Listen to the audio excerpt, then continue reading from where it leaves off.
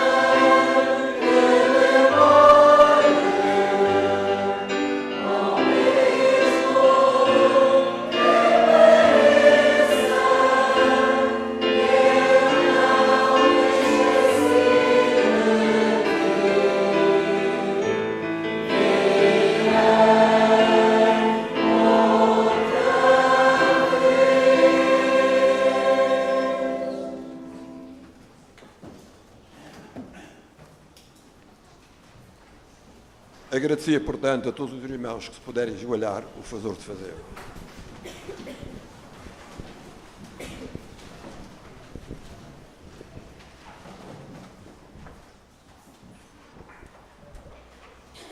Senhor, nosso bom Deus e nosso bom Pai, neste momento, Senhor, em que nós curvamos a nossa presença perante Ti, humildemente, Senhor, te queremos pedir ao Pai que aquilo que acabamos de cantar possa ser uma realidade na nossa vida, que Tu virás outra vez, Senhor.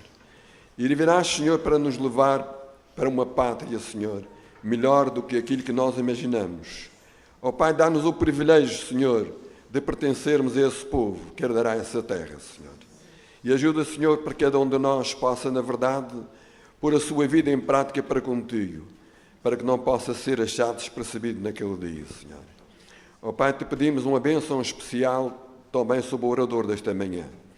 Tu possas, ó Deus, inspirá-lo de tal maneira, Senhor, que ele possa falar através do Teu Espírito ao nosso coração e que nós possamos, ó Deus, sendo ouvintes, também possamos ser praticantes, Senhor.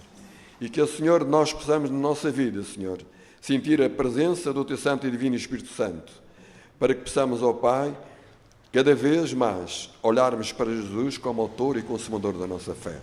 Perdoa as nossas transgressões, que são tantas, Senhor. E põe-nos, Senhor, escreves, Senhor, no livro da vida. Em nome de Jesus te peço todos estes favores, Senhor. Amém.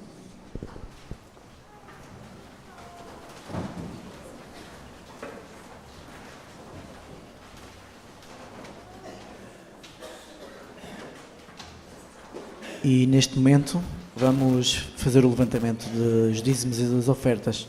Vamos começar em primeiro lugar pelas crianças e depois serão os adultos.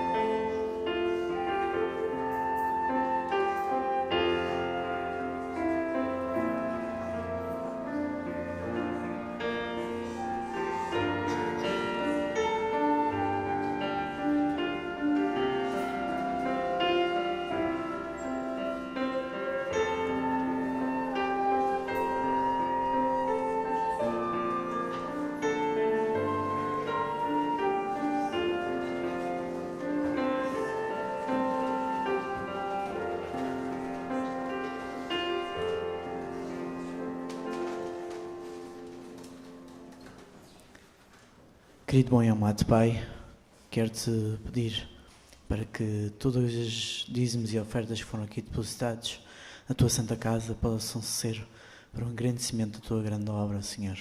Vem-nos guiar e guardar, faz com que nada nos faça falta. Tudo o que eu te peço em teu poderoso nome. Amém.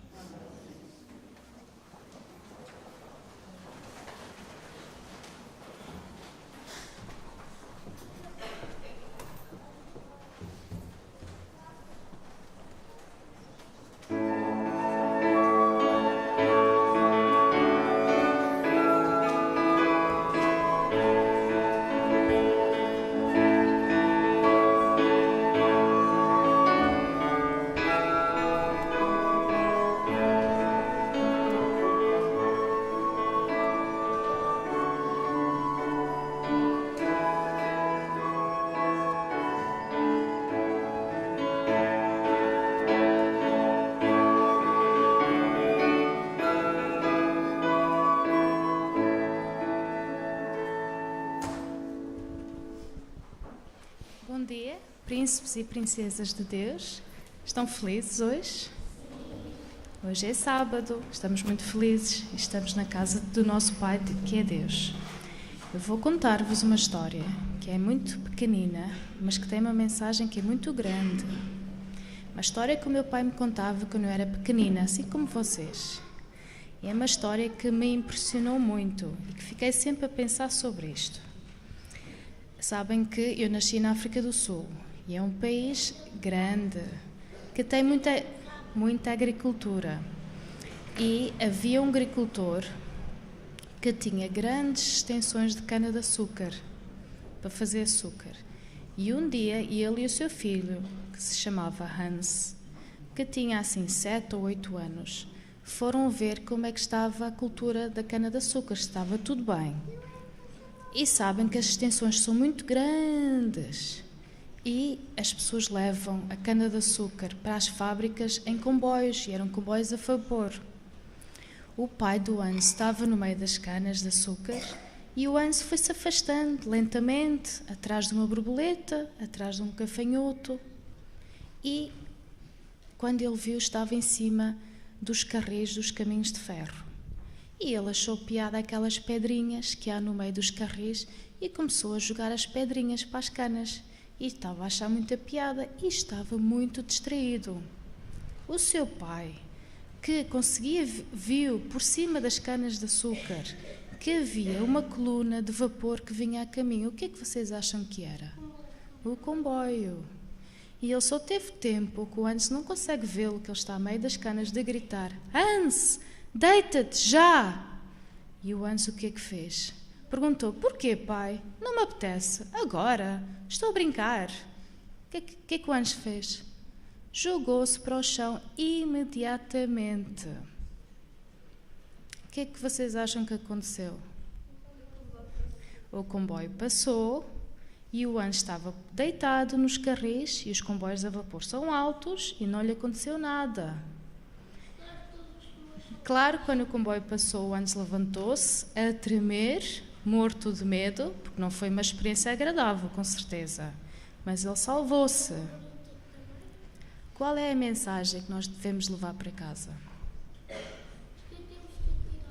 Não, que temos que ser obedientes aos nossos pais, imediatamente, sem miar, sem piar, sem fazer perguntas, sem reclamar, porque os nossos pais são obedientes a Deus e nós devemos ser obedientes aos nossos pais incondicionalmente, imediatamente e sem reclamar, porque isso pode salvar a nossa vida aqui na Terra e certamente irá arranjar-nos uma vida com Deus na eternidade. Está bem? Era só isto. Obrigado.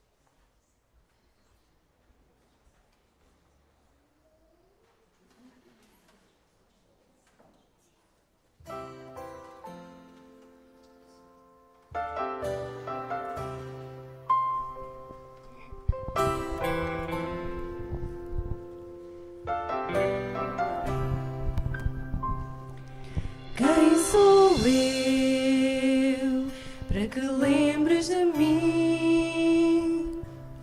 Quem sou eu para que ouças minha voz?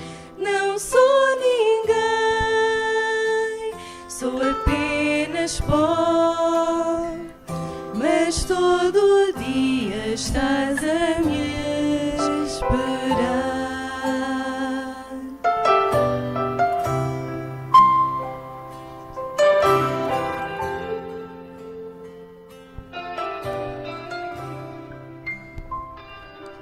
Já passei por mares cruéis, bravas ondas molharam meus pés, senti conforto ao confiar. Jesus estava a me carregar. Não há alguém que se importa tanto assim. Não há alguém que me ama e cuida assim de mim.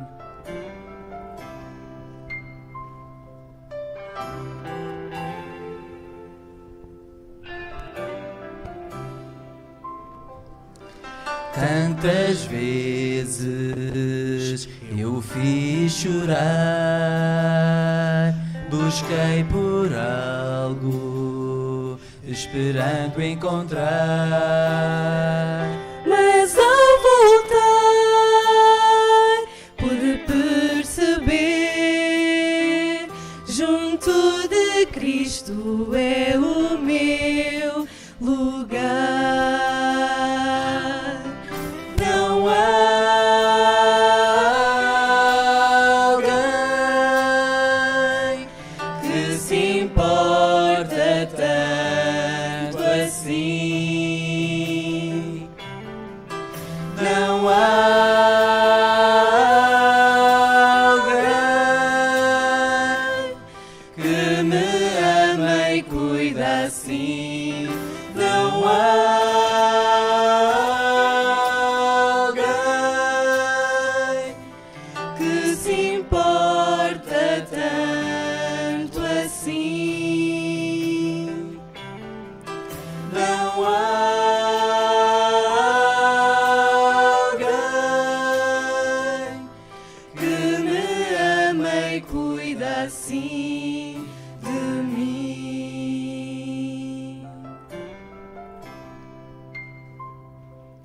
Quem sou eu para que lembres de mim?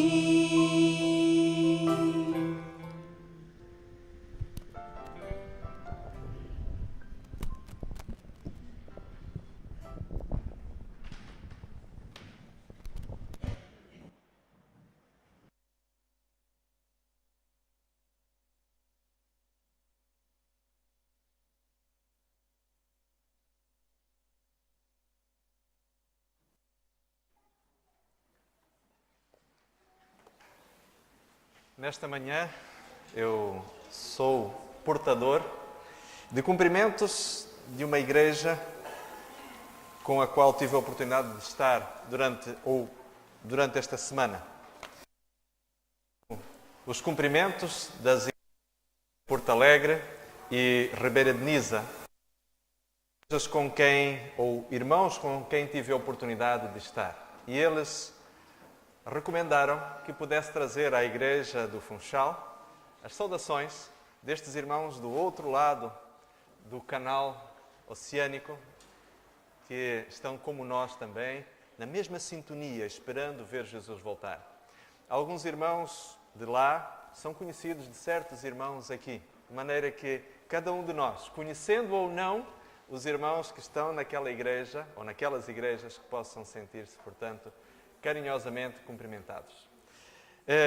Nesta manhã, meus queridos irmãos, gostaria de partilhar convosco uma meditação cujo título seria Ter a Mente de Cristo. Eu não sei o que é que está com o microfone, dá-me a impressão de que às vezes o som corta. De maneira que peço que me cortem o sinal, o microfone. Irei procurar falar então com este microfone. Definitivamente a tecnologia e eu não damos certo há cerca de 44 anos, de maneira que às vezes há relações que não vale a pena insistir. Assim que gostaria de vos convidar a abrirmos a nossa Bíblia na primeira epístola aos Coríntios, capítulo 2, verso 16. Dizia-vos então que a meditação, o título da meditação de hoje tem como título Ter a Mente de Cristo. E o texto que nós vamos ler, 1 Coríntios capítulo 2, verso 16, fala-nos justamente sobre este grande desafio que Deus coloca diante de nós. O termos, a mente, a forma de pensar, a maneira de entender as coisas como Cristo entendia. 1 Coríntios capítulo 2, verso 16. Meu querido amigo, você que nos assiste pela internet, gostaria de lhe pedir neste momento que, se tiver condições de ter a Bíblia aí perto de si, que pudesse também abri-la para acompanhar não só a leitura, mas acima de tudo a visualização da palavra de Deus neste exato instante. 1 Coríntios capítulo 2, verso 16, e diz então o seguinte: porque quem conheceu a mente do Senhor para que possa instruí-lo, mas nós temos a mente de Cristo. Em 2 Coríntios, na carta seguinte do apóstolo Paulo, no capítulo 10, 2 Coríntios capítulo 10, nós vamos ler os versos 4 e 5. 2 Coríntios capítulo 10, os versos 4 e 5, o apóstolo Paulo diz aqui o seguinte: porque as armas da nossa milícia não são carnais, mas sim poderosas em Deus para a destruição das fortalezas, destruindo os conselhos e toda a altivez que se levanta contra o conhecimento de Deus e levando cativo todo o entendimento à obediência de Cristo. Quando nós olhamos para a vida do nosso Senhor Jesus Cristo, vou-vos dizer, meus queridos irmãos, eu fico maravilhado com a atitude mental de Jesus Cristo. Notem, Jesus era capaz de, no meio do sofrimento, inclusive do seu próprio sofrimento pessoal, Jesus era capaz de manter uma lucidez e uma clareza de pensamento absolutamente chocante. Notem, quando Jesus, depois de ter orado ao Pai, Pai, por favor, se possível, passa de mim este cálice. Ele diz a certa altura, mas não se faça a minha vontade, mas sim a tua. Quando finalmente vem aquela turba de soldados, de guardas do templo, de homens da baixa sociedade de Jerusalém, para prender Jesus, Jesus, diante daquela turba, pergunta-lhes: a quem vocês procuram? Notem, Jesus, naquele momento, qualquer pessoa fugiria, qualquer pessoa estaria cheia de medo, estaria cheia de ansiedade. Jesus estava calmo. Jesus toma a iniciativa, vai ao encontro da multidão e pergunta-lhes: quem vocês procuram? E alguém responde: procuramos Jesus. E Jesus diz: sou eu, a quem vocês procuram. E vocês sabem o que aconteceu. Quando Jesus disse: eu sou, parte da sua divindade se manifesta ao ele dizer: eu sou quem vocês procuram. E as pessoas que procuravam prender Jesus são atiradas para trás pela explosão da presença divina em Cristo. E Jesus, depois daquele momento de choque, Jesus volta novamente a perguntar: quem vocês procuram? E ele mesmo responde: eu já vos disse, sou eu quem vocês procuram. E Jesus deixa-se prender. Jesus não é preso, Jesus permite-se ser preso. Jesus não foi morto, Jesus entregou-se na cruz do Calvário. Jesus não foi interrogado, ele interpelou os seus acusadores. Porque foi exatamente isso que aconteceu. Quando acusavam Jesus, ele não se deixou acusar. Ele simplesmente interpelava as pessoas que o queriam acusar injustamente. Jesus nunca esteve na mão de baixo. Jesus esteve sempre por cima, porque foi pela sua vontade própria que ele se entregou em nosso favor, em meu favor, em favor de cada um de vocês. A lucidez de Jesus, meus queridos amigos, é algo verdadeiramente impressionante. É por isso que quando o apóstolo Paulo diz que nós temos a mente de Cristo, nós somos desafiados, meus queridos irmãos e amigos, a termos uma fantástica disposição mental que poderá fazer de cada um de nós, homens e mulheres, com uma qualidade única no mundo. Porque nós podemos ter a mente de Cristo. Mas notem, há ainda uma série de outras coisas que nos surpreendem em relação a Jesus. Jesus, por exemplo, ele tinha uma calma e uma serenidade diante dos problemas, e isto tudo em consequência do fato dele ter a clara missão, ter bem nítida na sua mente qual era efetivamente a sua missão. E qual era a missão de Cristo? Normalmente nós dizemos a missão de Cristo era salvar a humanidade, mas não era só esta a missão de Cristo. Jesus veio efetivamente para nos salvar, mas também veio revelar o caráter do Pai. Por isso era necessário que a atitude, a postura de Cristo fosse de clara e tranquila, claro e tranquilo controle emocional. Jesus sabia muito bem para o que ele vinha. Ele vinha para livrar o ser humano da desagradável opressão do pecado. Jesus era capaz de ver aquilo que ninguém conseguia ver, embora isto fosse tão evidente na vida de qualquer um. Ele era capaz de enxergar em cada pessoa os seus dilemas emocionais. Ele era capaz de perceber a luta e o conflito com o pecado. Ele era capaz de perceber a consciência culpada. Jesus tinha a sua mente perfeitamente sempre em domínio da sua própria vontade. Jesus nunca tinha um colapso nervoso. Jesus jamais entrou em sequestro emocional. Jesus estava sempre em domínio de todas as suas faculdades.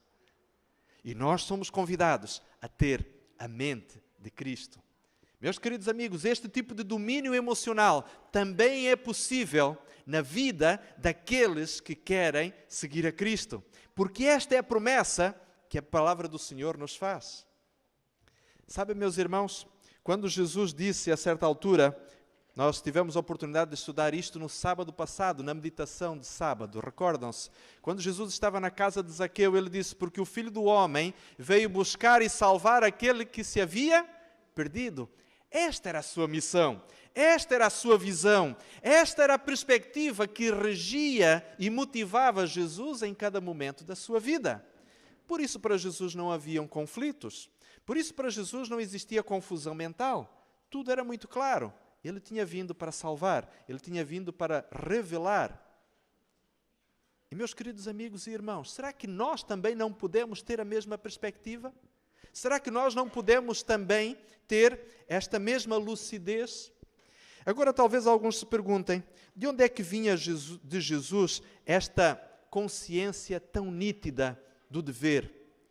Por que Jesus permanecia imune às circunstâncias que o envolviam? Por que Jesus não se deixava absorver pela raiva, pelo ódio? Por que Jesus não se deixava manipular pela falta de esperança ou pela amargura? Por quê? Perguntam vocês. Querem ver?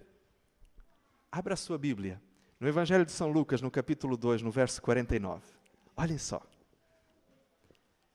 Aqueles que se recordam do que conta em São Lucas 2, é-nos contado ali a primeira ida de Jesus à cidade de Jerusalém, por altura do seu 12º aniversário.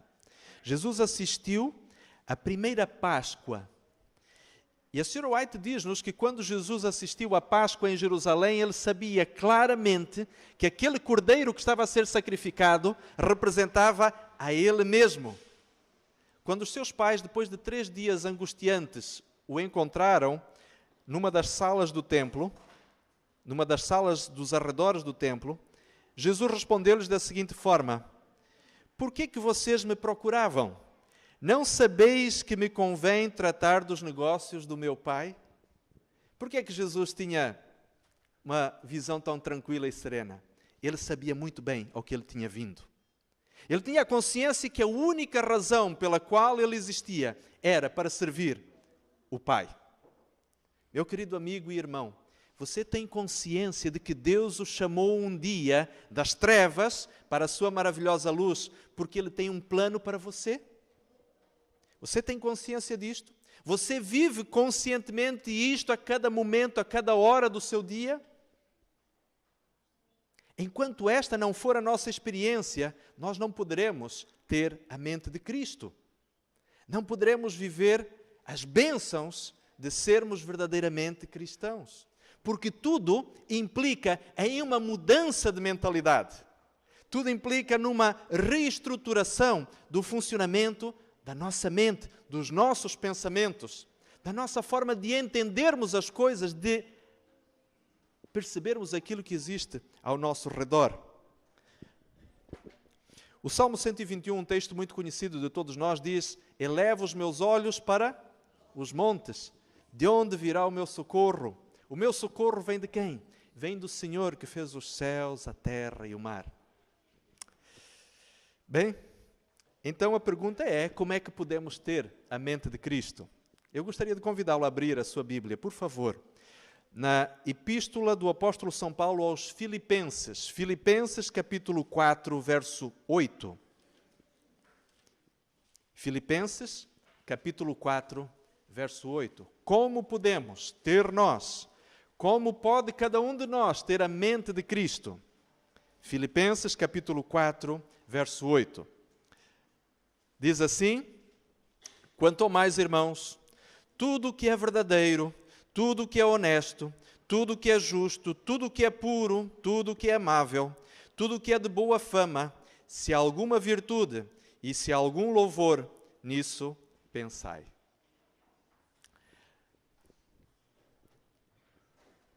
O que é que vamos levar para o céu?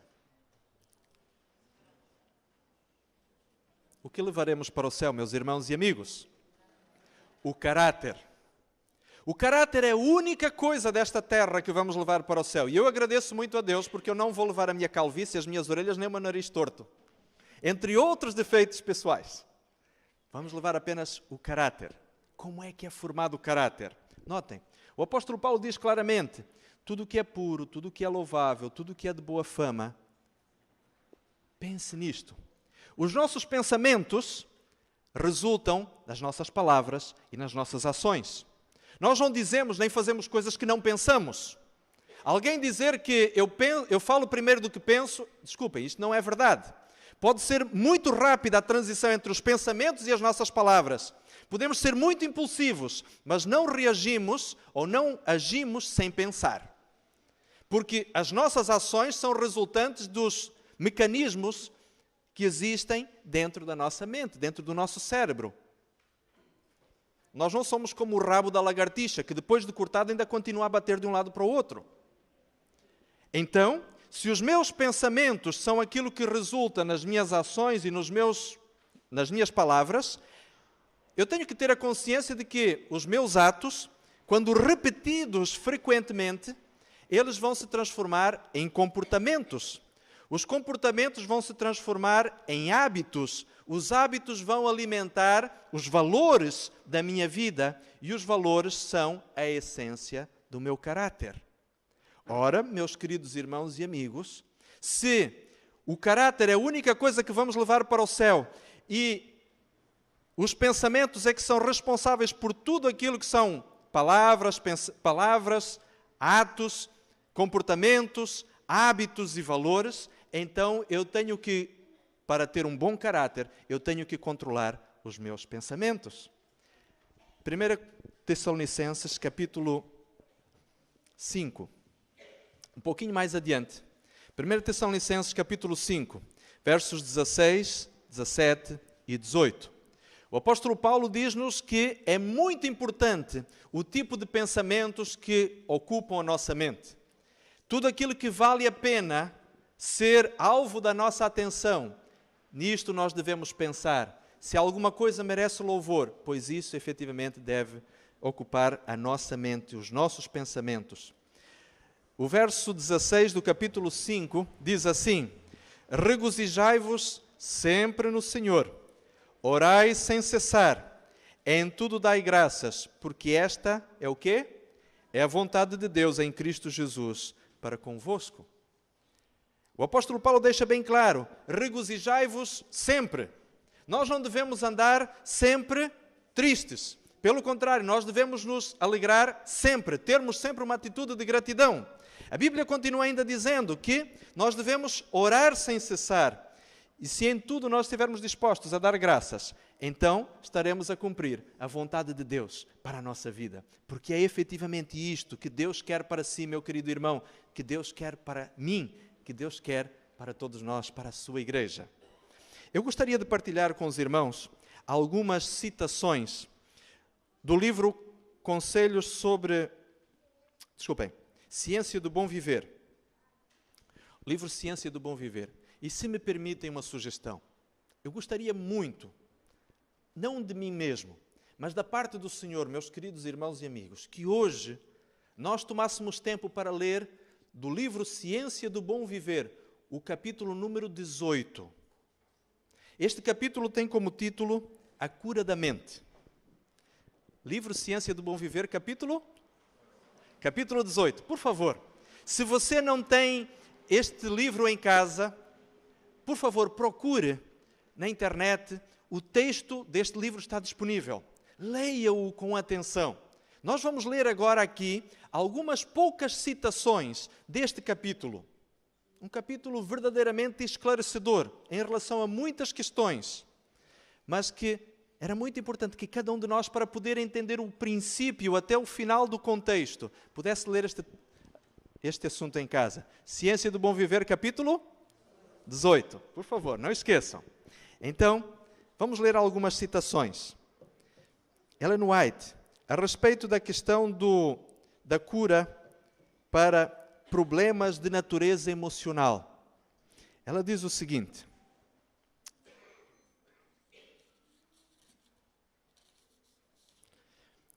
em toda aprovação, se buscarmos a Jesus Cristo, Ele nos dará o seu auxílio. Os nossos olhos se abrirão para discernir as restauradoras promessas registradas em Sua palavra. O Espírito Santo nos ensinará a apoderar-nos de toda a bênção que servirá de antídoto para o desgosto. E ela termina dizendo este parágrafo: para toda amarga experiência, havemos de encontrar um ramo restaurador. Ela diz isto, sabem porquê? Porque anteriormente ela está a falar a respeito daquela história das águas de Mara. Recordam-se, o povo de Israel tinha atravessado o Mar Vermelho. Há 3 dias que caminhavam sem terem água potável para beber. As reservas estavam a acabar-se rapidamente e o povo começa a murmurar contra Deus, dizendo que Moisés tinha levado o povo para o deserto para morrer de sede. Encontram então as águas de Mara. Moisés sabia que aquelas águas, aquelas fontes eram amargosas, e ele sabia que a decepção provavelmente seria mais grave do que a própria sensação de sede. Mas Deus pede a Moisés que faça o quê? Qual é a solução que Deus tem para resolver o problema daquela água que tinha um sabor desagradável? Eles deviam pegar um ramo de zimbro de um arbusto ali daquela região e atirar o ramo para dentro da água. A Sra. White, ela diz que a solução para os nossos problemas, meus queridos irmãos, nunca está longe do nosso raio de alcance. Deus, na verdade, providencia a solução para cada problema da nossa vida, justamente ao nosso redor. Por isso é que ela diz aqui no final desta citação, de que Deus, para toda a situação e experiência de amargura, Ele providencia um ramo que é justamente a providência de Deus para nos salvar. Às vezes nós podemos olhar para um ramo um arbusto seco, podemos olhar para as circunstâncias da nossa vida e dizer: não vejo aqui nenhuma solução miraculosa. Assim como aquele ramo não parecia ser a solução para o problema das águas amargosas de Mara, mas Deus usou aquilo para tornar a água potável e agradável para ser bebida pelo povo. E todos se saciaram. Vamos ver algumas outras declarações interessantes ainda. Deus nos convida, através desta sua escritora, a termos a responsabilidade de manter uma atitude positiva de louvor. Prestem atenção nesta próxima citação, que é muito, muito interessante. A Sra. White diz assim: coisa alguma tende mais a promover a saúde do corpo e da alma do que um espírito de gratidão e louvor. Meu querido irmão e amigo, você sente-se doente, acredite, grande parte da sua saúde pode estar numa mudança de atitude mental. Grande parte da solução da sua saúde pode estar numa mudança de atitude mental. O pessimismo, o negativismo, a autocomiseração são das atitudes mentais mais perniciosas para a saúde física e emocional. Diz ela a seguir: é um positivo dever, é uma responsabilidade nossa resistir à melancolia, às ideias e sentimentos de descontentamento. Dever tão grande como é orar. Mais adiante, então, ela continua ainda dizendo o seguinte, a respeito da necessidade de nós termos um cuidado com aquilo que dizemos. As ideias que verbalizamos, diz-nos Ellen White, que têm o poder de intensificar em nós sentimentos, por vezes, desastrosamente corruptores da nossa própria saúde. Diz assim: é uma lei da natureza que as nossas ideias e sentimentos sejam animados e fortalecidos ao lhes darmos a expressão. Se eu disser que estou contente, isto intensificará em mim verdadeiramente uma atitude de felicidade. Se eu disser que estou triste, isto aumentará o meu sentimento de tristeza e de desesperança diante da vida. Aquilo que nós dizemos acaba por ecoar na nossa atitude mental e emocional. Ela continua dizendo: se exprimíssemos mais a nossa fé, mais nos regozijássemos nas bênçãos que sabemos possuir, a grande misericórdia e amor de Deus, teríamos maior fé e mais alegria. Meu querido amigo, você quer ter mais fé? Você quer viver mais intensamente a alegria da presença de Deus? Então, fale sobre isso. Verbalize esta alegria. Não faça como... Mais adiante vocês vão ver, quando lerem o capítulo, vão ver a Sra. White comentando que nós não devemos falar das lutas e das dificuldades da vida, porque estamos a louvar Satanás ao assim fazermos. Estamos a mostrar que Satanás tem poder sobre a vida dos filhos de Deus que foram resgatados pelo sangue de Cristo. Como é que é possível? Se nós louvamos a Deus, estarmos a exaltar o poder do inimigo de Deus. Gostaria de concluir com uma última citação. O capítulo em si, todo ele, é verdadeiramente espetacular, mas vamos ficar-nos apenas por algumas poucas citações. Na página 257 do livro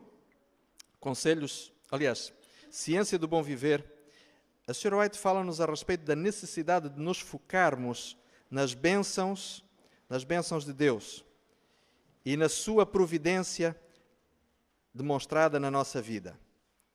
Diz assim: mantendo o coração cheio das preciosas promessas de Deus, a fim de que possais tirar desse tesouro palavras que sejam um conforto e vigor para os outros.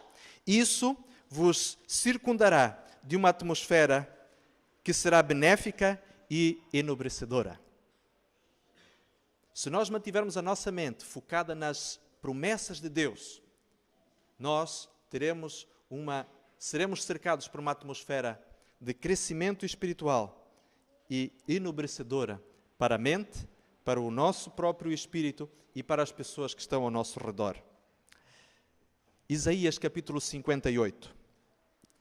Isaías capítulo 58, os versos 6 a 8.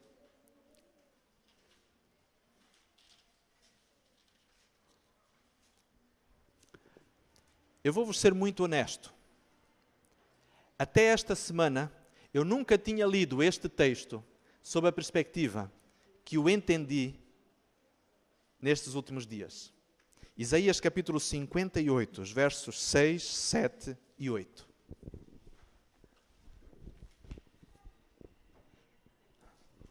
Todos têm a Bíblia aberta aí? Todos têm este texto nas suas mãos? Por favor, acompanhem comigo. Diz: porventura não é este o jejum que escolhi?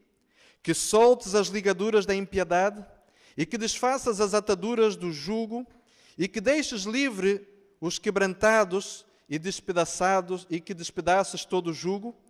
Porventura também não é que repartas o teu pão com o faminto e recolhas em casa os pobres e desterrados e vendo nu o cubras e não te escondas da sua carne? Então, se assim fizeres, romperá a tua luz como a alva, e a tua cura apressadamente brotará, e a tua justiça irá adiante da tua face, e a glória do Senhor será a tua retaguarda. Meus queridos amigos, quando nós estamos demasiadamente focados, egoisticamente centrados nos nossos problemas, nas nossas dificuldades, nas nossas amarguras, nos nossos ressentimentos, não conseguimos ajudar outras pessoas. A Sra. White, vocês vão ver no capítulo 18 que ela diz muito claramente: aquelas pessoas que se sentem inválidas por causa dos seus sofrimentos emocionais, por causa das suas doenças físicas, teriam um grande benefício se estivessem disponíveis a dar do seu tempo, dos seus talentos, do seu esforço pessoal, em ajudar os que estão em condição mais desfavorecida que a sua. E com isso, encontrariam a sua própria cura. Eu fiquei, vou-vos dizer, honestamente, talvez alguns irmãos já tivessem percebido isto nesse texto, mas para mim foi, de fato, um verdadeiro bálsamo espiritual. Perceber que ao fazermos o bem a outros, ao ajudarmos outras pessoas, nós estamos a colocar-nos em condições de buscarmos a nossa própria cura emocional. Encontrarmos a cura para a nossa mente. Saúde para o nosso corpo. O Senhor promete isto. Ele diz: então, ao assim fazeres, apressadamente brotará a tua cura. E o Senhor fará resplandecer diante de ti a sua face. Meus queridos amigos e irmãos, nenhum de nós, seus filhos, tem motivo para não desfrutar da mente de Cristo. Porque Jesus nos convida a servirmos.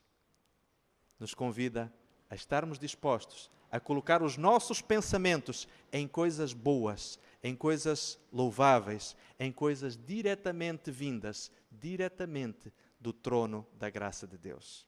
Meu querido irmão e amigo, que Deus o ajude, que Deus nos ajude a todos a termos a nossa mente de tal forma controlada e disciplinada pelo Espírito de Deus, que isto resulte não só num crescimento espiritual, mas sobretudo também em saúde física, porque é isso que Deus quer para si, para mim e para cada um de nós. Amém?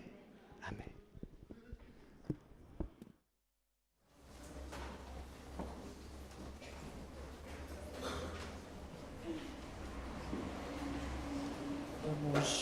Vamos agora finalizar o culto desta manhã entoando o hino número 292, 292.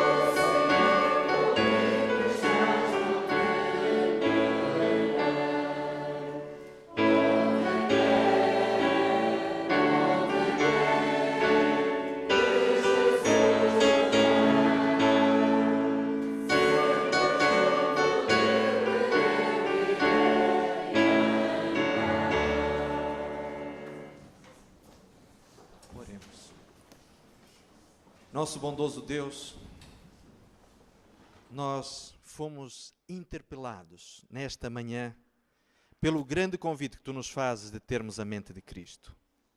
E para termos a mente de Cristo, provavelmente algumas coisas precisarão ser radicalmente mudadas nos nossos hábitos mentais, nos nossos hábitos emocionais.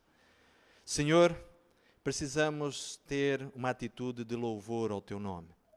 Precisamos, Senhor, ter no nosso coração um permanente estado de gratidão a Ti. Ajuda-nos, bondoso Senhor, porque ao longo dos anos da nossa existência nos temos habituado a concentrar-nos por vezes nas coisas negativas, nas coisas pessimistas. Ajuda-nos, bondoso Deus. Isto pode representar uma grande disciplina, um esforço, mas Tu também nos prometes na Tua palavra que tudo podemos naquele que nos fortalece. Obrigado, Senhor, porque Jesus Cristo não só é o nosso Salvador, mas é também o nosso exemplo. E por isso, bom Pai, nós Te pedimos que Tu nos possas abençoar-nos, de modo a podermos seguir o Seu exemplo. Te pedimos, bom Pai, que esta meditação não fique por aqui, que as reflexões que fizemos não se fiquem por este espaço, mas que possamos continuar a estudar mais e mais este assunto e a fazê-lo através de um espírito de oração. Que seja, Senhor, o Teu Espírito a dirigir-nos a nossa mente. É o que Te pedimos em nome de Jesus. Amém, Senhor. Amém.